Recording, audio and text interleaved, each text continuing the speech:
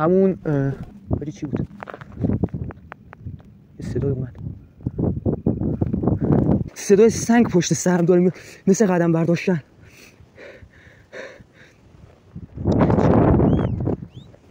صدای سوت شنیدم حاجی، صدای سوت شنیدم.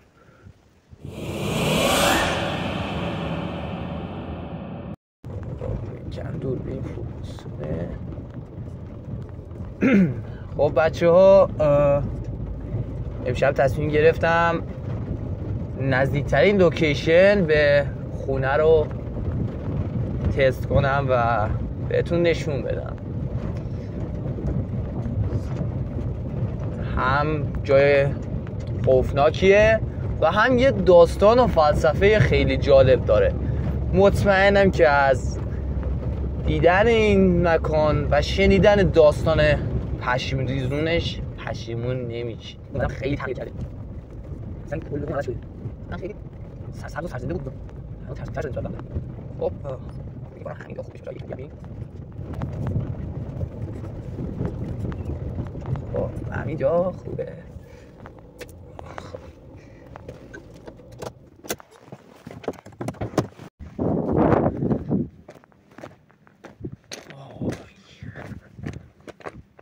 خب بریم که کم کم این داستان رو واسهتون تعریف کنم. ببینید دوستان، اون که ماشین که هیچ، چراغای پشت سر این جلو انگشت من دقیقاً اونجا روستای ماست، همون چراغ سفید اونا، اونجا روستای ماست. تقریباً 150 سال پیش یا حدوداً 200 سال پیش، فکر می‌کنم همون 150 جلوتر روستای ما بوده که بعد کوچ کردن و روستا منتقل شده به اون پایین. الان اینجا که میبینید روبروی تپه بزرگه، خب که اون پشتش دیگه مجتمع فولاد و ایناست. این بین، یعنی بین جایی که من وایسادم تا اون کوه، یه رودخونه فصلیه که با سیلاب ها و بارون های بهاری جریان پیدا میکنه و حدوداً همون حاجی چی بود؟ یه صدای اومد بیخیال. حدوداً همون 150 سال پیش اینجا به علت همین رودخونه، یعنی روستا کنار رودخونه بوده، خب که آسیاب داشتن و اینا واسه آرد کردن گندماشون و جوهاشون و اینا. بعد چجوری میشه که روستا نابود میشه؟ یه بارون شدید میاد و اینطوریا دیگه، بعد سیل میزنه و خونه ها و اینا تقریبا همه هم میمیرن، یه تعداد خیلی کمی هم زنده میمونن از این اتفاق. بعد این جریان طبق گفته‌های محلی و داستان‌هایی که من از بچگی شنیدم مربوط میشه به یه فردی ملقب به پیر غریب. حالا داستان این پیرمرد چی بوده؟ این پیرمرد ظاهراً یه آدمی بوده که هیچ کس رو نداشته، واسه همین بهش میگفتن غریب، یعنی غریبه بوده، هیچ کس نمیشناختتش. بعد این زائر پیاده بوده به سمت حرم امام رضا، چون از این بین، یعنی از همین جهت مستقیم بری میرسی به حرم امام رضا. و ایشون از زائرین پیاده حرم مطهر امام رضا بوده و بین مسیرش میرسه به این روستا و توی این روستا نمیدونم حالا مار گزیدتش یا چی، نمیدونم دقیقاً دلیلش چی بوده، ولی فکر میکنم مریض میشه و دیگه بعد از این مدت کوتاهی هم میمیره.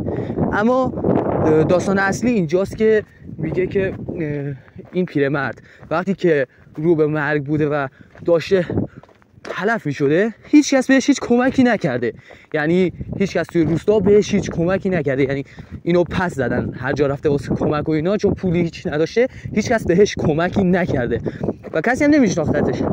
از این رو دیگه کلا کسی بهش کمک نکرده و این اومده یه گوشه از روستا افتاده زیر یه درختی و اینا دیگه، همینطوری مرده. خلاصه میگن لحظات آخرش یه دعایی خونده واسه اینجا و گفته که من دعا میکنم اگه من واقعا مسلمون هستم و خدا نیت پاک منو قبول داره،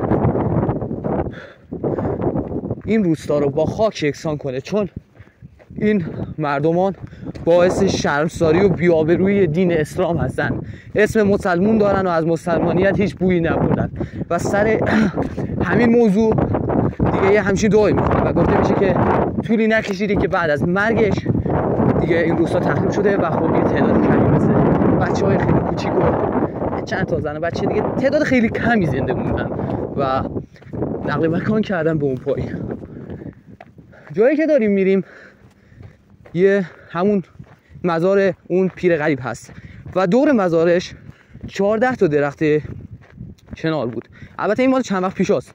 بعد یه گروه قاچاقچی اومدن و خلاصه یه چند تا از درخت‌ها رو بریدن و بردن، یعنی دزدیدنشون در واقع. و جایی که می‌بینیم که جلوتر، حالا نور یاری نمی‌کنه که دیده بشه، بریم جلوتر کم کم مشخص میشه. آقا دور مقبره ایشون، اما مزارشون مقبره که نیست، مزارشون 14 تا درخته که گفته میشه به نشانه از پاکی ایشون و قبولیتش توسط 14 معصومه، چیزایی که توی داستان‌های محلی من شنیدم. میبینید که اینجا مثلا کنارش کوه، این طرف کوه، مثلا یه وایب خیلی وحشتناکی داره. اینو گویا داره. اینا توی زبان محلی بهشون میگن کاریست. چشمه هایی که میبینید از زیر اینا میگذره. همه چشمه ها یه جا اینا که اگه درس جغرافیا فکر کنید اینا در یکی از جاست که میگن چاه میزنن تا میرسن به چاه مادر و که از زیرش قناتکاری و اینا میان کار میکنن، هر چند جا واسه تنفس و اینجور چیزا یه چاه میزنن. اینا هی میره بالاتر، عمیق‌تر میشه تا میرسه به چاه مادر و هرچی میره به سمت پایین سطح زمین و آب به هم نزدیکتر میشن تا اینکه به یه جایی میرسه که آب میاد روی زمین، از زیر زمین خارج میشه و به صورت چشمه طبیعی از زمین خارج میشه. اینها از اون شما هستن. حالا خواستید بعدا میتونید توی اینترنت راجبش سرچ کنید. و دیگر اینکه دوستان، یه دلیل این که امشب تنها اومدم اینجا اینه که حالا ما هر جا رفتیم و دیدیم منتقدای زیادی هستن که میان میگن آقا نمیدونم این ادیته، هوش مصنوعیه بود. من سعی کردم تا حد امکان بدون ادیت و کات خوردن ویدیو رو واسهتون بذارم که اگه اتفاق چیزی افتاد واقعا همون چیزی که هست رو ببینید. واسه همین اگه یک رو کیفیت این تر اومد از اون حدی که الان هست ما رو عفو کنید. خلاص میگفتم، ولی هرچی میریم نزدیکتر یه جریانی داره میفته، اصلا یه چیزی صداهای دور بر من، حالا بادم میاد، این خارا و این علف ملف ها اینا تکون میخوره. آره طبیعیه، ولی این که من حس میکنم یه نفر داره اطرافم راه میره، یه کمی خیلی طبیعی.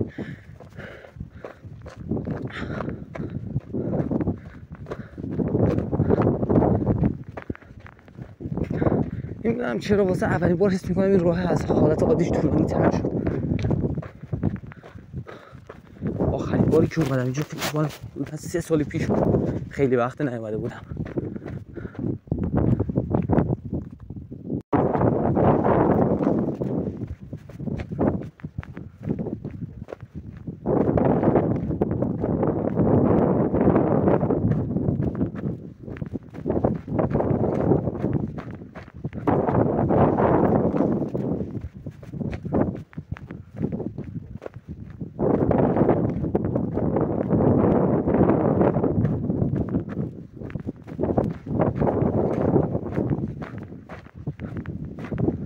خب آقا رسیم، نوری که افتاده رو درخت ها افتاده، اینا همون 14 تا درخت هست. حالا از اینجا زیاد معلوم نمیشه، تو بریم نزدیکتر.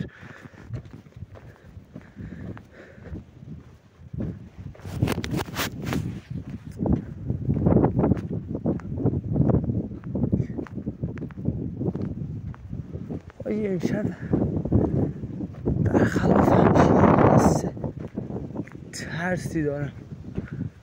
آخرین باری که شب اومدم اینجا اینقدر باد نمی اومد، صدا وحشتناک نبود. وای آجی چقدر وحشتناک این صدا، شاخه لامصب زوزه میکشه. اینجا قبلا یه چشمه دائمی بود، هر وقت میمدیم یا آبی جریان داشت. اینم خوش شده.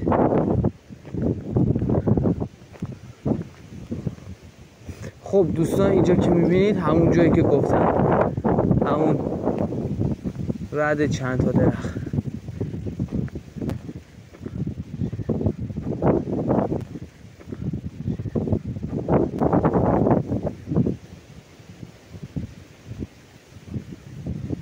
خب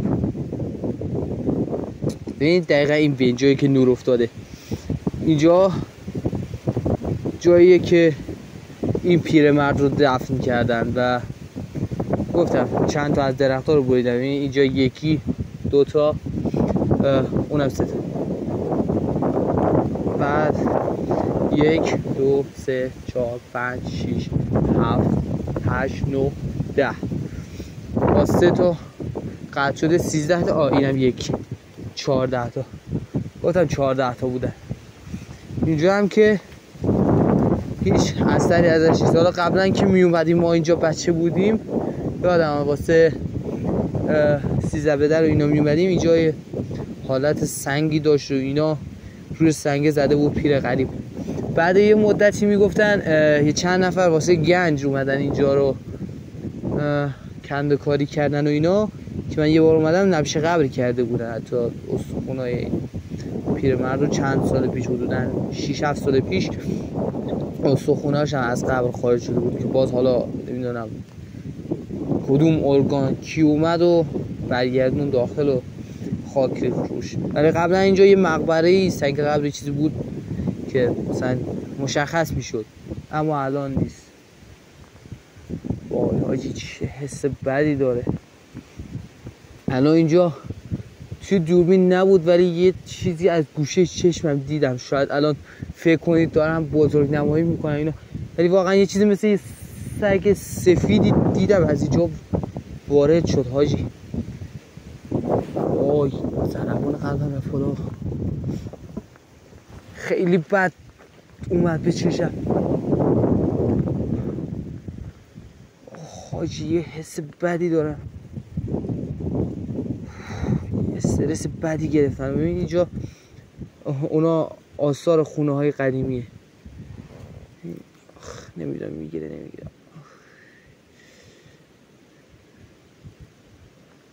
اینا رد خونه های قدیمیه که کنار رودخونه بوده. اونجا هم رودخونه هست دیگه، که حالا رودخونه فصلیه. ببینید اینجا رو یه چند تا پرتگاه داره اینا هست. ببینید اینا هم جزء همون قسمت های کنده‌کاری و ایناست که گفتم اومدن دنبال گنج میگشتن و اینا هم جزء هموناست. بعد اینجا که یکم بری بالاتر صدا هم همینطوری داره بیشتر و بیشتر میشه. ببینید اینجا یه رده از آسیاب قدیمی بوده. بذار یکم برم این برتر حاجی. همش برم حس میکنم یه نفر داره پشت سرم میاد. اینجا یکی از اون ورودی های آب بوده و با جریان آب یه توربینی میچرخیده و حال اون بالا یه سنگی میچرخیده و باعث میشده که بتونن جو و گندمشون رو تبدیل به آرد کنن و این یه بنای تقریبا تاریخی محسوب میشه. قدمت این حدوداً چیزی حدود 150 سال تا 200 سال. وای چه حس بدی دارم واجه. از نا رفتم. چی بود اون؟ پلاستیک برق زد یه لحظه.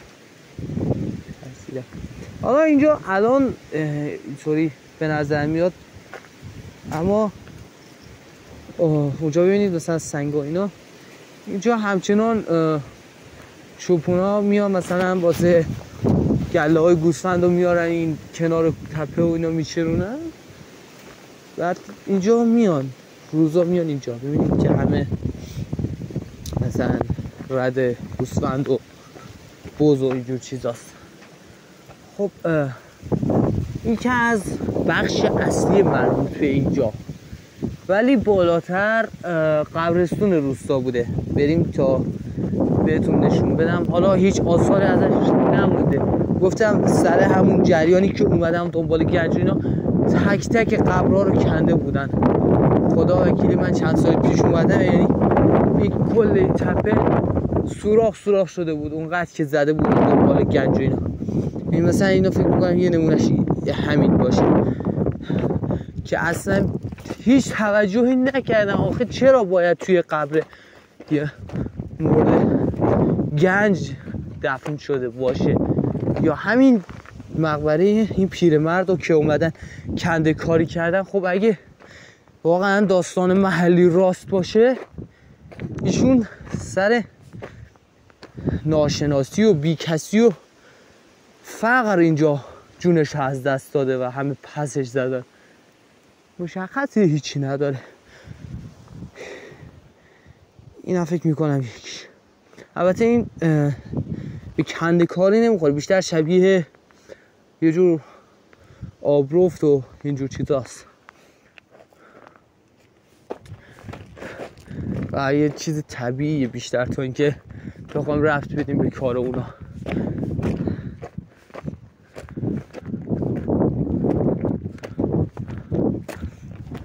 از اینجا به بعد حیوونا وحشی زیاد میشن. باید چیزی برخورد کنیم، کمی باید ایمنی رو حفظش کنیم. اینم یکی دیگه از اون کنده کارش. ببین خاک رو ریختن کنن.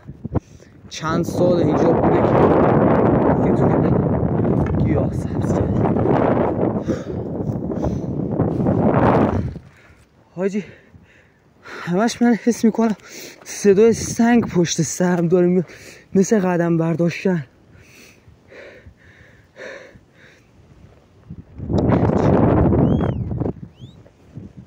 صدای سوت شنیدم حاجی، صدای سوت شنیدم.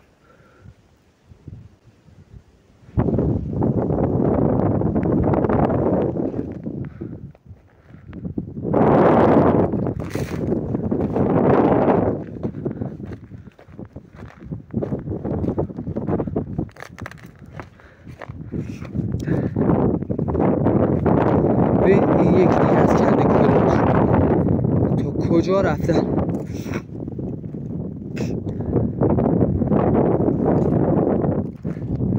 ببین دیگه اونجا تموم میشه دیگه، عمیق‌تر از اون نیست که بریم. اون تهش هم به نظرم چیزه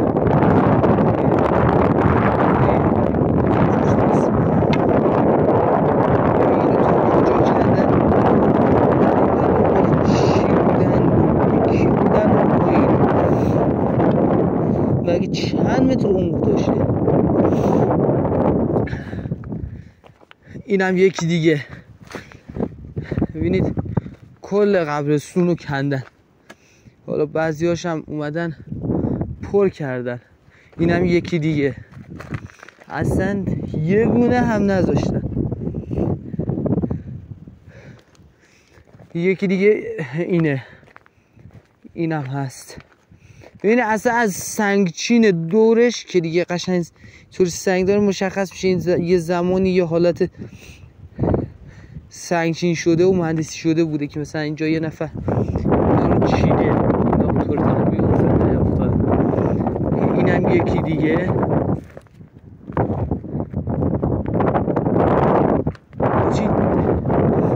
همش یه چیزی پشت سر هست.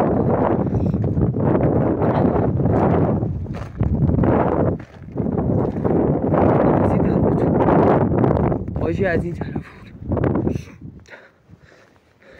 اینم یکی دیگه. اینم یکی دیگه هش. اینا دوتا، این یکی این یکی. اونم یه دونه دیگه عمیق ترش. ببینید آها یه سنگ قبر پیدا کردن. ببینید بی شرف ها کندن. اصلا هیچ فکری نکردن اصلا فازشون چی بوده یه همچین کاری کردن؟ این خیلی کار بدی. آخه کی میاد توی قبرستون دنبال گنج بگرد؟ همه اینا رو کردن. ببین اونجا قشنگ مشخصه سنگا رو کندن ریختن دور. این بر شرفتون لعنت. اونجا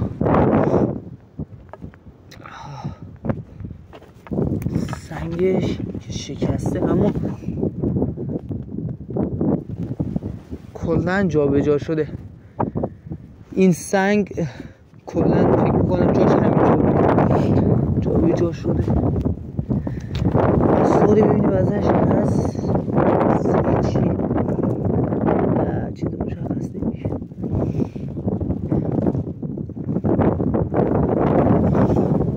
ببینید پیر مراد هیچ تاریخی روش نداره حاجی. چرا این همچیه؟ ولی این طراحیش کمی جدیده، مثل سنگ خیلی وقتی پیش. حاجی استخوانه این